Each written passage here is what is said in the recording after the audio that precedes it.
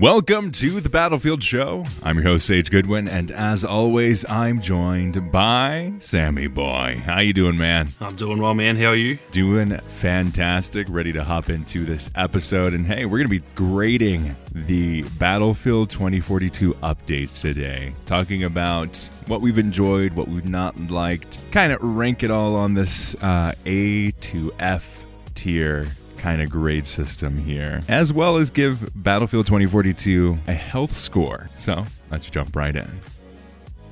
Man, dude, Battlefield 2042 right now is it's pretty nice. It is. I'm having a lot of fun with it. I've been probably playing more than I have arguably since launch. I think this is like the most engaged. I mean, like when the game launched, I'm sure I played it a hell of a lot, but it was also not in the best place, obviously. So yeah. Even though I was playing a lot, it wasn't quite as enjoyable. This is a lot of playtime, plus I really don't have that many issues with the game right now. Like, it's actually in a really good spot, so definitely a fun time, finally, for Battlefield fans. I think it's interesting to think about where Battlefield has gone, where it started, and where it is now. We'll definitely be talking about that as we go through this episode. Right now, I'm really enjoying it. But I think going back to that point of what you said about obviously playing it when it comes out, it was definitely, you spent a lot of time there. But I will say probably the first 2 weeks, maybe even more, that I played Battlefield 2042, I was playing Portal and I was playing the 1942 maps constantly. True. I do remember, I actually still remember those conversations of like, I think it was our first like podcast when the game had launched. Yeah.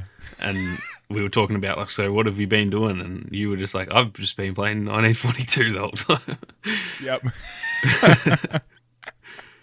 Well, I've been playing. I don't know if you've heard about this. It's a pretty new title in the Battlefield franchise, but it really honors a lot of the history of some old wars.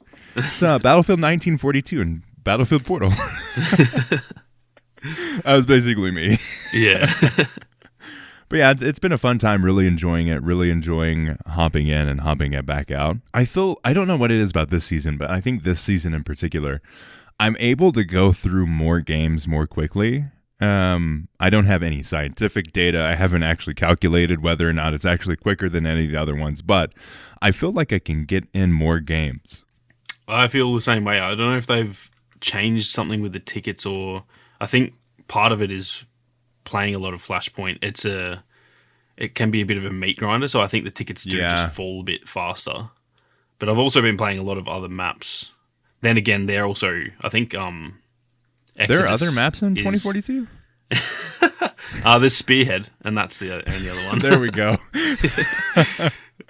But I think Exodus Conquest is out at the moment, and so now that I think of it, like that's probably part of why it's been feeling that way, because Exodus is also a bit of a quicker mode because there's less tickets. So yeah, I agree with that, and I kind of like it. Like I do love those long, really intense Battlefield games, but sometimes I do just want to jump in and play like a 10-minute, 15-minute game, and it's just like, I don't know, it's a nice change of pace, I think. So I kind of feel the same way. I think that was one of the things that's been lacking in 2042 for a while until we got to more of the new maps was, I mean, I still don't think there's a really good small-scale experience in 2042 still, unless you count Portal. Rush is the only one, but it's not even, like, balanced and not even popular, so I don't even think and it's not officially in 2042, it's Portal, right? Yeah, I think it's still... I can't remember. I can't remember if they've... I think they maybe added it for a bit or something, didn't they? But yeah, and then they made it permanent? Yeah, I can't remember. I think it's still technically in Portal. Because that's kind of my point. I don't play it enough because it's not really... the servers aren't full, so I don't even know. But that's always a fun experience. It's just that it's not as fun as it used to be because it's just not quite as balanced, and the maps weren't really... I feel like a lot of old maps, like in old games, they almost designed parts of the map for Rush and then just put it into Conquest and it still worked. Yeah. Whereas in this, they kind of just felt like they designed the maps for no game modes and then none of them are fun on each of those base maps. So yeah, and we had that discussion before in the podcast of what just the difference between customizing a map layout for a specific mode and really, really just getting it nailed into, okay, this is going to be a small scale experience, and we're going to build the map for that small scale experience. Yeah. That's something that, like, Battlefront 2015 did that really well, where it had, like, the small scale maps were not the same map as the large scale maps. Like, it was the same planet, but they made essentially their own map for it. And I know that's a lot of extra work, and it's kind of just, like, not viable these days, I feel. Yeah. But that you can kind of feel that that's missing in this game, I think. Because thinking back to, like, Battlefield 1, I remember on, like, Ballroom Blitz Rush, it was not even in the same... It didn't start in the same area. It pushed in towards the building area, but it started out in, like, the trenches, and that part wasn't even there in Conquest. Yeah. So, yeah. They seem to not really have done that anymore, which, again, I kind of get because the maps were so... Like, everything was obviously rushed a little bit, and I think probably would have made the content worse if they had to account for all that too. So I'm not complaining about it. It's more just something that I've noticed I kind of miss. I think what's super, super interesting is, and an interesting discussion to have, is the level of customization. I understand why they made a big map and they just cut it into smaller pieces, because it's a lot less work. And while you can use that to justify the devs are lazy or whatever, I think it's just a change in how Battlefield wants to make maps, and I think they made the wrong decision in making gigantic maps. Yeah. And the whole like multiplayer shooter industry really is really changing between let's just say the rise of the battle royales and how few maps really get added and or taken away. Obviously it still happens, and I'd say it's a different experience because you only have the one map to really go on each season, and that map may change. It may switch out, or in Call of Duty, like, it may just change locations entirely depending on what the other games are. Like, Fortnite is introducing new maps. They also introduce new game modes, and they have I think Fortnite's definitely the best in terms of embracing a lot of variety and diversity in your game. Yeah. So they had like an Among Us map. They had an Among Us style game mode. They had all this kinds of stuff that they're really able to capitalize it. But even like Apex now has their whole arena thing. They have basically Battlefield and Apex now. Yeah. Which actually looks pretty fun. Yeah, those type of games have done a really good job at... They had their niche of like Battle Royale, but then they've kind of expanded outside of that. And because obviously, say, Call of... Like with Warzone, they already have expanded out because that's where they started. So they don't have to go and make a new mode like they've already got Call of Duty. But for those games, they kind of had to... I think just having a Battle Royale, it does have a bit of limitations to it. And so, yeah, I think Fortnite's just like... That game is just... I don't know. That's probably the best live service of all time, I think. Yes. It just has easily. Yeah, and I don't even play it, but the amount of stuff I see, and I'm like, wow. Like, I've played it a bit when it came out. It's good fun, but it's not the type of game that I love. But the fact that I'm like blown away every single time I see anything, I'm like, holy, that is ridiculous what they're doing. It's not just continued updates. It's not just continued cosmetics. It's literal new and groundbreaking changes. They have the first level battle pass. They have like, once you finish that, they have the next level battle pass that's later on in the season. And they have tons of new cosmetics. They have tons of collaborations. They have tons of tie-ins that change how the game is played. So you may have one map. But, I mean, during the Star Wars thing, they had a freaking shuttle that would come down, and Darth Vader and stormtroopers would show up, and you could defeat Darth Vader. There are lightsabers on the map, and Darth Vader was, like, insanely scary. Yeah. Yeah, the amount of, like... That's the other thing, is the amount of crossovers and stuff they've done is... I've also never seen that in another game. I've never seen, like... They had the Thanos thing back... I think that was when I was playing, like when it would have been Infinity War came out. Yes. Like, so they've had Thanos and Darth Vader and, like, I don't know, they've just had so many crossovers. I'm pretty sure there's, like... I don't know how many, like, characters available as skins now from different franchises. Like, it's just... Yeah. what they're doing is absolutely crazy, and it kind of gives me hope for. I hope that they keep killing it, and everyone starts to go, okay, like we thought that was because I kind of thought it was going to be like a flash in the pan thing where it looked for a bit there like Fortnite was dying off when pretty much like Warzone and Apex were taking over. It did.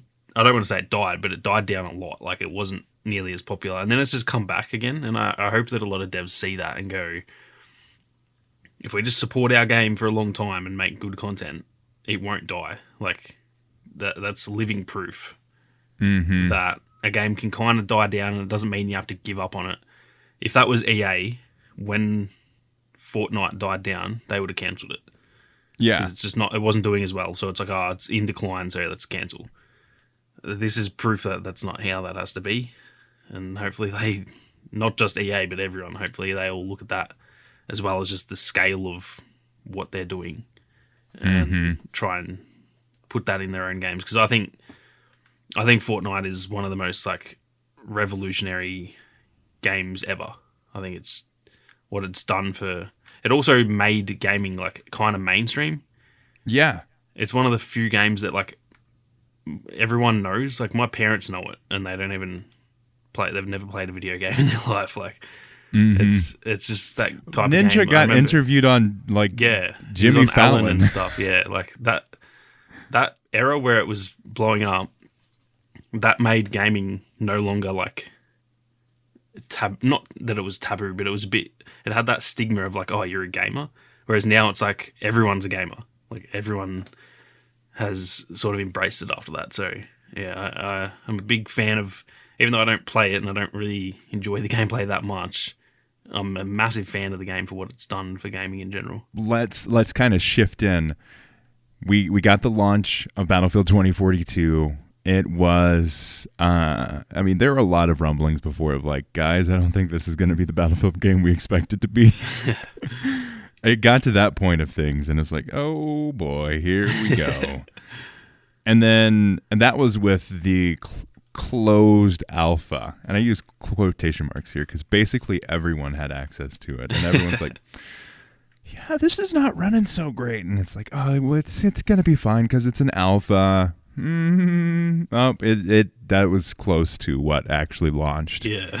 And it was quite the time. It did launch. Everyone, all the issues that people had or all the hesitations that people had with the game, they ended up being pretty accurate, as they usually tend to be. I think that's what I love about the video game fandom is I think we all have a really good tune or dial in of what we're going to like or what may have issues just from the stuff that we get to see of like what they show or don't show and how they handle things. Yeah, I agree with that. I think gamers are very smart. I mean, a lot of the times gamers aren't smart at all, but gamers are very in tune with that stuff, and they definitely. Yeah, I feel like when people say, "Oh, I think this game could suck," it's not just like based on nothing. Like generally, if there's a lot of concern, it's reasonable to think that. So yeah, when people started freaking out a bit, I'm definitely more of an optimistic person. So I'm generally the like wait and see type of person. I'm just kind of like, kind of have a few concerns, but I'm sure it'll be fine, but it wasn't. And I probably need to learn my lesson from that, because I generally am just a bit like, no, I'll just wait and see. And then when I waited and saw, it was not good still. So, guys, let's wait and see. Well, waited and see, and yep, you were right. Turns out you guys are right. Yeah, yeah, and then like. We got that. The concerns were there, obviously, and then they had a crap ton of updates. I think they were launching like weekly updates at one point. Yeah, December, I think, of what it would have been 2021. That had 4 updates, maybe even 5. I think it launched one on the first like couple of days, and then it just turned out that there was one per week after that, and it was I think 5 updates in December, which is like mental. And we're all like, are they going to keep up this this cadence when it stops being December? No, definitely wasn't. How naive of us to think. Yeah. Yeah. we had all of that happen, and they said, yeah, we're going to work on it. We're going to get this going. We're going to put in the effort. And we're like, okay, we'll see how this goes. I mean, with that first in that first content thing, because they delayed the season. They delayed the entire season for a good long while. Was it several months at least? I think it was 8 months, yeah, by the time. I don't know how much the delay was, but like by the time we got the content, it had been 8 months, I think. Mm-hmm. Yeah, it was quite a bit of time, and I think it was worth it. They did a lot of work. They reworked, I assume, that map, or it was early enough in production where they could make those changes that we're all like, hey guys, I think we have these problems here. And we got the new map, we got some new weapons, we got the new specialist. And I think it was a pretty good start. What would you say about that first season? Like, what would you grade it? It's a hard one to grade because I think it's impossible to not compare it to now because you just kind of compare every update to every update. But at the time, I think I rate it really highly because it kind of was the first update that I think a lot of people were like, oh, wow, this is actually really good. Like, the map was really good. The Battle Pass was decent. Even Liz, I don't think that many people use Liz now, but Liz was fun. Liz was very different at the time. Yeah. Couple of new vehicles and weapons and stuff. I think it was a really solid first season. So I don't know. It's because if just that alone, if we hadn't got season 2, 3, and 4, I'd probably give it like an A-. But now compared to the rest, maybe like a B-, because I think, and that's not to say it was a bad update. I think just the other ones have shown they can do even better. So I'd probably give it a B-, maybe a B. But it's a very hard one to gauge just because it was also like nearly a year ago now, I think. Mm-hmm. Yeah, I think I definitely follow your thinking there. I'm taking a little bit of a different approach. I'm gonna take it into account of like where the game started and where it switched, but also comparing it to the past games and the seasons of the past games that's too. A good point. If I compare it that way, I totally agree. If we're talking about comparing it to Battlefield 2042, but I would say like probably a B-. Yeah. If we're comparing it as a season for Battlefield as a franchise, I'd probably give it a C+. Yeah, I think I'd agree with that. I didn't even think of previous games, and I definitely, when you look at like all the comparisons around then when we got one map and everyone was saying each like update for Battlefield 4 had 4 maps. So when you compare them... I'm going to cry. Yeah, when you compare them to that, I'd even maybe drop one lower and go C, to be honest, because... Which, it sounds like... Yeah, it sounds maybe a bit more negative than it should, but that's just how it is. The content of every game, it's not even just Battlefield. I think live services have kind of gone downhill a little bit. I guess like COVID's a big part of it, and there's a lot of different reasons. But they definitely, when you compare old games, it's hard to stick with that initial A- that I said for where the game was at that point. Because compared to anything from the prime of Battlefield, it's not even remotely A's. Yeah, I think there's. Just that one note of how many freaking maps we got in that one update is very depressing. Yeah. But I think as far as updates go, especially that map, I think C+, I think is a fair rating. Going back down probably to a D+, if you compare it to like Battlefield 4, probably would be pretty good as well. And then we get that, we're like, guys, this update's kind of pretty good. What? I think I remember us on the podcast like, interesting. Well, that was surprising. Yeah, I think I was very almost skeptical when I was playing it. I was like, hang on, like, is this actually good? Like, I had to really think about it. I had to put in the time and be like, is this good, or is it just because we finally got a new map or something? And I think after like 2 weeks, I was like, no, this is actually a good map. This is really, really solid. So that's kind of shows the state of the game at that point, that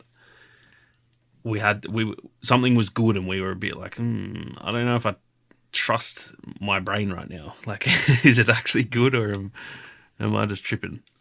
Yeah. Yeah, I agree there. Then we're like, okay, they got one map. It's pretty good. We'll see if they can do it again. And then we got Stranded, and they made it even better. Yeah. First off, they said the key golden words, which is a smaller, more close quarters combat focused map. That was exactly what we needed to hear. That was because that was my only issue really with Exposure, was that it was still a little bit open up the top, and vehicles still did pretty well. It was a very fun map, but that was really my only downside. And then to hear, well, the next one is pretty much just infantry focus. That was music to my ears. I remember that feeling very, very well. Oh man, it was so good. I was so surprised with how good that map was and how good it played too. Like it was a fun experience. Obviously, as we've talked about before, the actual like art direction of the map, we've seen it before. Discarded, very much similar. Okay, let's see. We play it and it's like, oh my gosh, what the heck? Even the outdoor sections are pretty fun. Yeah. Yeah, I think it's the other thing was that Exposure, we had seen the concept art months before. Yes. And it looked very different, and it was like, even though it looked very flat and stuff in the concept art, I remember thinking like, okay, that looks pretty cool. Like, it's a very different type of map. Whereas we didn't actually see anything from Stranded. So I think we had a bit of hype leading into Exposure. Also, it's the very first map. And then it was good. And then like we said, I think I was a bit skeptical it was a fluke. We didn't see anything of Stranded. So when they showed it off, I was a bit like, it doesn't look that good. And they haven't fully earned my trust back yet. So I'm kind of worried this one's going to suck and the first one was just a fluke. But yeah, again, we were wrong. And it was better. It was a better map, in my opinion. So yeah, they definitely proved us wrong there. And I think of the whole season, who did we get with that one? Crawford, I think it was. Yes, Crawford. Great. And I think this is interesting too, because Crawford's entirely different now. The way Crawford plays is very different from what he was introduced as. But I think it was such a fun, different experience. Like, you had a lot more of that stationary defensive play that was very unique for Crawford and for Battlefield 2042.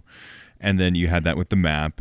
And then you also had a more infantry-focused vehicle, I believe, which we were like, oh gosh, here we go. Yeah, I think that was the Ram, wasn't it? I think EBL so. Ram or something similar to that. And it was, okay, here we go. That's interesting. Yeah. Oh boy. It didn't end up being too bad. Yeah, it kind of started decent, and I think they nerfed it within the first week or something, and feels pretty balanced. It's still a bit like annoying, but it's not overpowered or anything now.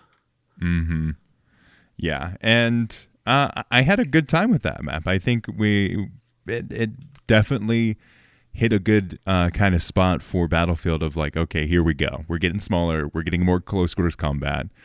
I think for that season, I would probably give it probably a B-, B maybe. Yeah, I was leaning B- as well. If we're gonna say Exposure was that season was a C+, then yeah, I'd probably go B-, potentially B, but I'm also I feel like because the other ones are so, I know that they get better, so I don't want to rank it too high, because then exactly the rest of them won't make sense. So I'd probably go B- as well. In terms of if you would have asked us during that, like when it came out, we'd been like A+, easy. Yeah, legit. That's the thing. That's kind of what I was getting at. They've kind of all been A's at their time, and now looking back at Exposure, I don't think Exposure is an A quality map, but at the time it was, and it's showing that every map they've added has just been almost instantly the best map in the game, which is a pretty rare thing. I don't think I've ever really played a game where every map they add, I'm like, wow, this is the best one. Yeah, So just keeps on getting better. Partly says a lot about the base maps, but also partly just they are really genuinely good maps, I think. So they definitely did well. And then we hear, okay, they're going to make us a Sweden map. Is it going to be Stockholm? Are they going to make the thing that we're really interested in? Are they going to bring a city map? Are they really going to honor the excitement that it could be when it comes to Stockholm, possibly Sweden? And it ended up being some boxes in a field. That was I'm not gonna lie, I felt very let down when I saw like the images and the, I guess, gameplay before it had dropped. I was like, oh man, because I remember on that podcast we speculated, could it be Stockholm and could it be even have like the DICE office in it and everything, and we got so excited, and then it was just literally some grass with 2 boxes. And I was just like, oh, man, that's so disappointing. And boy, was I wrong, because it's my favourite map in the game. I don't understand how that like worked, but it worked so well. Like they stepped their game up seriously when it came to that. Yeah, it's a really good example of like making the most of the terrain and making a good map that is based on it doesn't need buildings, because I think a lot of not just Battlefield but just shooters in general kind of rely on the maps having buildings. The only maps that I've ever really played in a shooter that are almost exclusively terrain that are good is the Battlefield 1 maps. Like Monte Grappa and those type of maps. They're like elite quality maps that don't really have any buildings, whereas you look at pretty much any Call of Duty map or any Halo map, they all have buildings in like those real close quarters areas. So I think it is probably a very hard thing to do. And boy, did they do it well. They absolutely especially for line of sight. It's so difficult to actually have a fun outdoor map that is a field that is more heavily grassy. But I think they did a really good job, because it also stops, because they've got those outcrops that you can play on. They've got those kinds of things. But the high grass also stops a lot of the snipers from really taking advantage of those of the high ground. Yeah, they did a really, like, genuinely, it's as good of an open map as I've ever played. It's as good as Monte Grappa, in my opinion. Probably not as iconic or as much of a favorite for me, but I think it's as good of a map. And like I said, that's a very hard thing to do, because the reason that most maps have like either buildings or like the meme with this game is like shipping containers and stuff, is because it's an easy way to put a bit of cover there, and it helps funnel people into certain areas, and it helps like provide, I guess, structure for the map, where it's like if you put the objective in a building, then obviously that's going to be where people go, and it's going to be close quarters. It's hard to do that when it's open. It's hard to have like an objective that's just in an open area, but they did it really well, and it never feels like there's lack of cover. It never feels like you don't get funneled to the right spots, yet it doesn't have the clear and obvious, here's a laneway, you should go down there. Like, it doesn't have that, but you still know where you need to go. So yeah, they nailed it. I really can't speak highly enough of that map. It was such a surprise, and such a great surprise. And it still offers such a unique experience in Battlefield 2042 to this day. Like, I still have such a fun time playing on it. Yeah. And it adds, not quite as the next thing that we'll be talking about, but it adds a lot of freedom in terms of how you want to play. Yeah, exactly. It's got a lot of different play styles, and it's got those different lines of sight and different ranges of engagement. So you can snipe, you can use vehicles, you can use a shotgun on the inside of the buildings, like we've said with the most recent map. That's what makes a good map, in my opinion. So it's another one that they nailed in terms of just having a bit of play style for everyone, because that's very, very important. This one, I'm going to go all the way up to A. Yep. Me too. A solid A. It had Zane, which is such a good specialist still to this day. The quick regen of health, such a solid handy trait. Every time I use him, and I kind of forget that that's a trait. Like I kind of just play him because he's just fun. He's got the grenade launcher thing, like he's just a fun character. And then you get a kill and you're low on health, and then what do you know? I'm already healing, and you go, oh, I remember that's that's why I picked this guy. He's so much fun. You just get a kill, and you're sort of straight back into it. So he's easily my favorite of the specialists they've added. Like by a he's up there with my favorites since launch, let alone the new ones.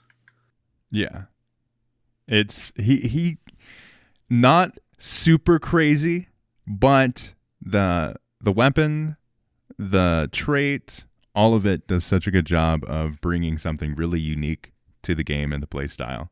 Like, I don't have any problem with ranking this compared to any other games and saying it's an A. Yeah, 100%. It's not just a good update for this game. It's genuinely really good map, really good battle pass, good specialists. I think we got more weapons in that season than we had before as well. Really good vault weapons as well. It was all around a really good season. And I also it's a very small thing, but I've really liked the theme of the season where it was like all tied together.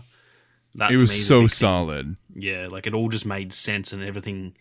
It's not like one gun, like all the guns were futuristic, and it's not that it matters, but when you have 3 new guns and they're all like futuristic, and Zane himself kind of looks futuristic and the map's a bit futuristic, that kind of helps a lot. I don't know, I can't explain why. It shouldn't really matter that much, but to me it definitely does. Yeah, definitely. The cohesion of the entire season, it was so good. The mid-season event, everything tied in so well to that theme. And I think it really set the expectation of what we can hope for a season. Yeah, 100%. That was like the season that made me go, like the first 2 were really good, but that was the one where I was like, oh, this game, like if they keep supporting it, if every season was like this could end a really good game. The first 2 were more like, they were very good updates, but I wasn't thinking about the future of the game, if that makes sense. This is the one that made me go, oh, okay, like this game actually could have a future still. Wait a second. What? What did you just release? Okay. Wow. And then what we're experiencing right now, we've got the new map.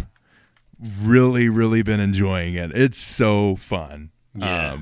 Flashpoint is such a blast.